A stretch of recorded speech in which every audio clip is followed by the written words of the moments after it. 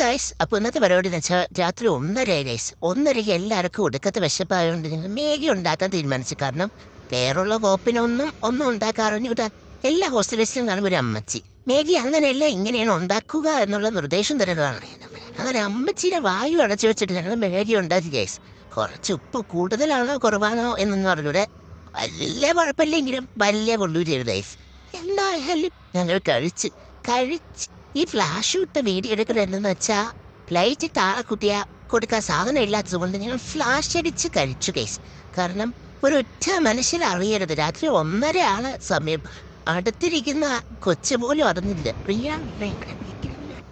റിയ വിളിക്കില്ലേ എന്ന് വെച്ചപ്പോൾ റിയ അറിയാന്ന് കുറച്ച് വിളിക്കുന്നുണ്ട്. കാരണം ഉണർന്ന സാധനമില്ല കൊടുക്കാൻ.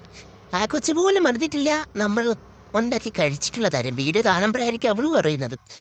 ഇനി നാട്ടിലായോണ്ട് എല്ലാവരും അടിയുന്ന് രക്ഷപ്പെട്ടിട്ടുണ്ടായിരിക്കും. ഇനി കൈ കിട്ടണേൻ്റെ ഒന്ന് ഞങ്ങൾ അന്തേകൂദാശ അവൾ നടത്തുന്നതായിരിക്കും. പിന്നെ റിയോട് എനിക്ക് പറയാനുള്ളത്, ഞാൻ മാത്രമല്ല ഇരുന്ന അവരുവൻ്റെ കൂടെ ഉണ്ടായിരുന്ന എന്ന് മാത്രമേ പറയുള്ളൂ.